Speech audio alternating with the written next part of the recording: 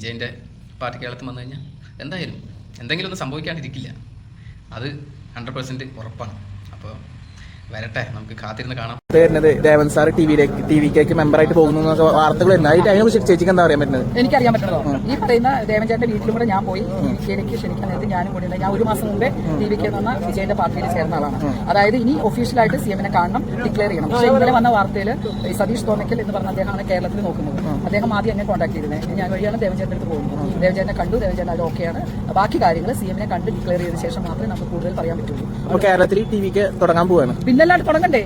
അദ്ദേഹം തമിഴ്നാട്ടിൽ എന്താ ചെയ്യുന്നത്? നല്ല പ്രവർത്തനങ്ങൾ കാഴ്ചവെക്കുന്നില്ലേ? കേരളത്തിൽ വരട്ടെ, കുറച്ചൊക്കെ നമ്മൾ ജനങ്ങൾക്ക്. പ്രിയങ്ക ചേച്ചിയും വരട്ടെ, ദേവൻ സാറും ഒക്കെ BJP-ന്ന് വിട്ട് തന്നെ ഇതുകൊണ്ടായിരിക്കും എന്ന് തോന്നുന്നു. എന്തായാലും നല്ല നടക്കട്ടെ. ടിവിക്ക് എന്ന പാർട്ടിനെ മുന്നോട്ട് നയിക്കാൻ എന്തായാലും സാധിക്കുമെന്ന് വിചാരിക്കുന്നു. കേരളത്തിൽ ഒരുപാട് ഫാൻസ് ഉണ്ട്.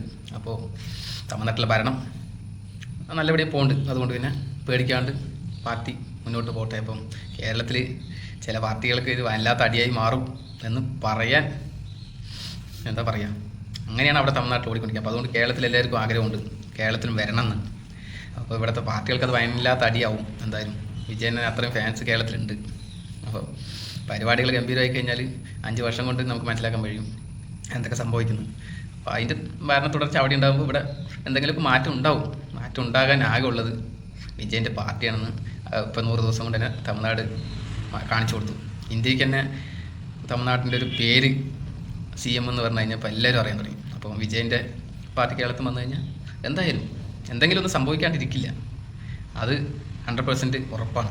അപ്പോൾ വരട്ടെ, നമുക്ക് കാത്തിരുന്ന് കാണാം. ഇനി സമയമുണ്ട്. അപ്പോൾ ഇപ്പോൾ തന്നെ അതിൻ്റെ ചുവടുവയ്പ്പ് തുടങ്ങിയെന്ന് പറയുമ്പോൾ തന്നെ ഒരു സന്തോഷം.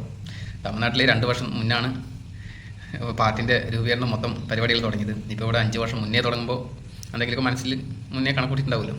അപ്പം വിജയൻ്റെ ഫാൻസുകാർക്ക് ഒരു സന്തോഷമാണ്. ഇപ്പോൾ തന്നെ നേരത്തെ തന്നെ എല്ലാം ചിട്ടവട്ടങ്ങൾ വന്നു കഴിഞ്ഞാൽ എല്ലാം പൊളിയാവും എന്ന് വിചാരിക്കണം. അപ്പോൾ വരട്ടെ, നമ്മൾ ആകാംക്ഷയിലാണ് എന്തായാലും. അപ്പോൾ ആരൊക്കെ ഇതിൽ മെയിൻ താരങ്ങളൊക്കെ വരുമോ ഇല്ലയോ, എന്തൊക്കെ ആവും, ആരിനൊക്കെയാണ് ഇതിൻ്റെ ചുമതല ഏൽപ്പിക്കുക എന്നുള്ള ബാക്കി കാര്യങ്ങളൊക്കെ പിന്നീട് എന്തായാലും കാണാൻ പറ്റുമെന്നറിയാം.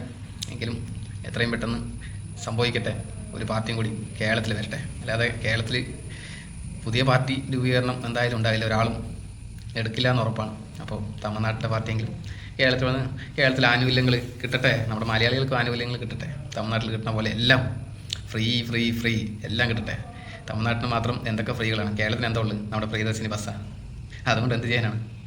അപ്പോൾ എന്തായാലും വിജയണ്ണൻ പൊളിക്കുന്നുള്ള കാര്യം വേറെ ലെവലാക്കും ഇവിടെ കൊടുത്തു കഴിഞ്ഞാൽ. അപ്പോൾ നമുക്ക് 5 വർഷം സമയമുണ്ട്. അതിനുള്ളിൽ നമുക്ക് നോക്കാം തമിഴ്നാട്ടിൽ ഭരണം എങ്ങനെ പോകണം, ഏത് രീതിക്ക് പോകണം, പറഞ്ഞ വാക്കുകളൊക്കെ പാലിക്കേണ്ട നോക്കിയിട്ട് മതി വോട്ട്.